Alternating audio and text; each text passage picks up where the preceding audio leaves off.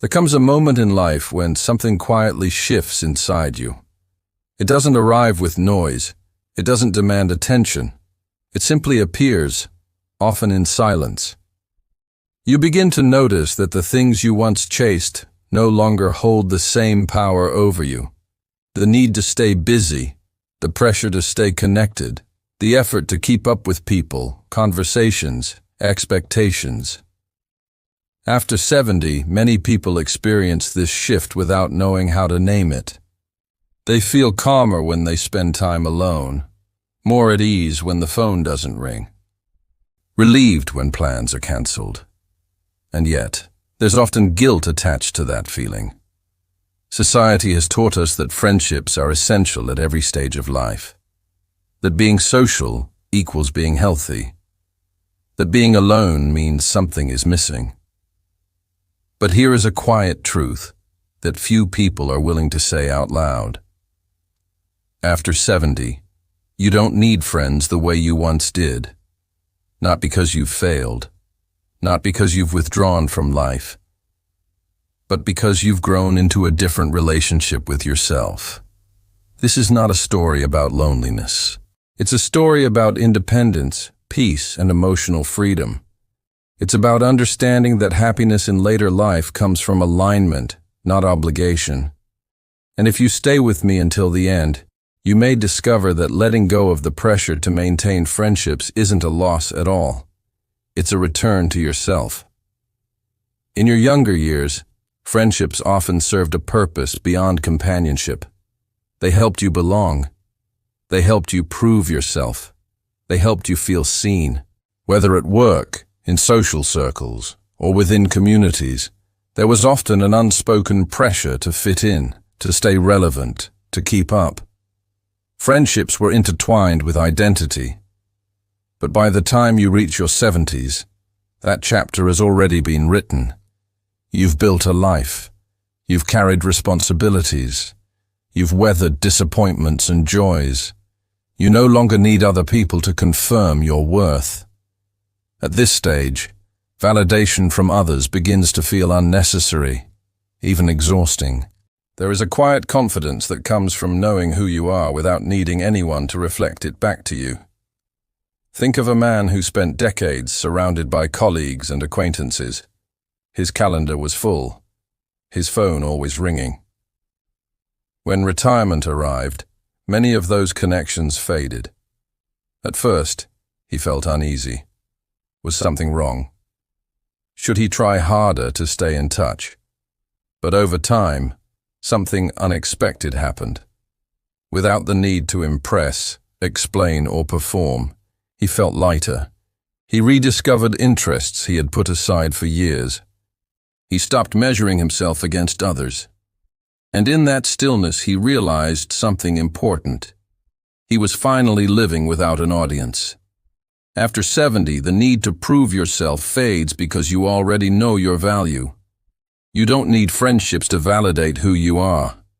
You've earned the right to live honestly, quietly, and on your own terms. As the years pass, peace begins to matter more than connection. Not because people are bad, but because your nervous system has changed. Noise feels louder, drama feels heavier. Obligations feel more draining. Even good friendships come with expectations, calls to return, plans to keep, emotional energy to manage. And while those things may have felt energizing once, they often feel burdensome later in life. There is nothing wrong with recognizing that. One woman in her 70s had a calendar full of social engagements, lunches, group calls, holiday gatherings. On the surface, she appeared socially rich. But inside, she felt tired. Conversations repeated themselves. Complaints outweighed connection. Gossip replaced meaning. Eventually, she gave herself permission to step back. She stopped saying yes automatically. She stopped feeling guilty for enjoying quiet mornings. She began to protect her time. And something beautiful happened. The silence became nourishing. Her days felt spacious. Her mind felt clear. Solitude, she discovered, was not loneliness. It was peace. After 70, peace is no longer something you chase. It's something you protect. And that often means letting go of social obligations that no longer bring joy. One of the most painful lessons life teaches is this: not all friendships are mutual. Over the years, you've likely experienced it. The calls that went unanswered, the effort that wasn't returned, the support that disappeared when you needed it most. Friendships come with expectations, whether spoken or not. And when those expectations are unmet, disappointment follows. After 70, many people realize they no longer want to carry that emotional weight. They've lived long enough to understand that giving more than you receive is not noble. It's draining.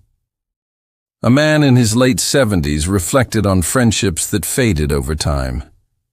At first, he questioned himself. Had he changed? Had he done something wrong? Eventually, he saw the truth. He hadn't changed. He had simply stopped accepting one-sided relationships. Letting go of the need for many friends meant letting go of many disappointments. He learned to value quality over quantity, ease over effort, peace over persistence.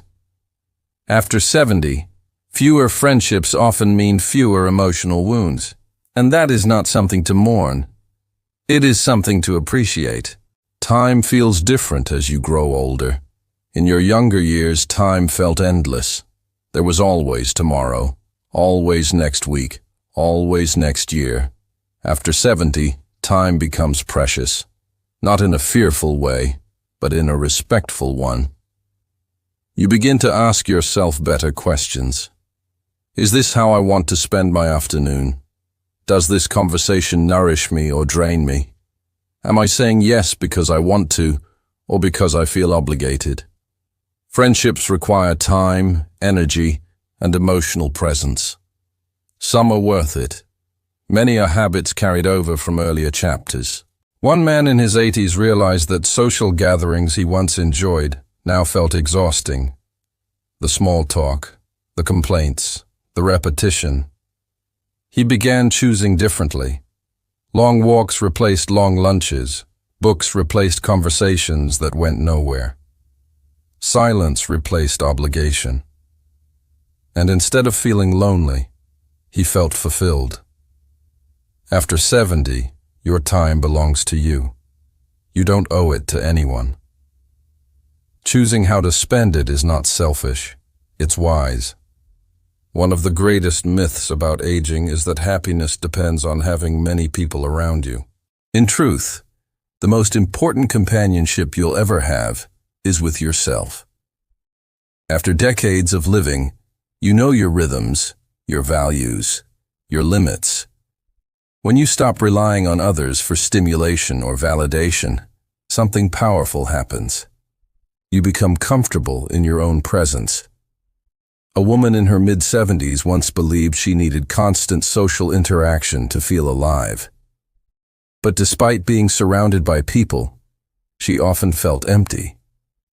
When she began spending time alone intentionally, she discovered something new. She enjoyed her own thoughts. She moved at her own pace. She no longer adjusted herself to fit conversations. Solitude became a place of restoration. After 70, being alone doesn't mean being isolated. It means being deeply connected to yourself. And from that place, any relationship that enters your life is a choice, not a necessity. Letting go after 70 is not about closing doors. It's about opening the right ones. When you release the pressure to maintain friendships out of habit, you create space. Space for peace. Space for clarity. Space for joy. One man spent years staying socially busy because he believed that was the key to aging well. Eventually, he realized he was tired, not fulfilled. When he let go of forced connections, his life softened. He focused on health, nature, learning, quiet pleasures, and in that simplicity, he found contentment. After 70, fulfillment doesn't come from how many people know your name. It comes from how aligned you are with the life you're living. As we reach the end of this reflection, take a moment. Ask yourself honestly, which connections still nourish you? Which ones feel like obligations? And which expectations are you ready to release? You don't need to withdraw from the world to live fully. You only need to stop forcing what no longer fits. If this message resonated with you, please take a moment to like this video. Share it with someone who may need reassurance. And subscribe for more quiet reflections and wisdom. Thank you for spending this time with us.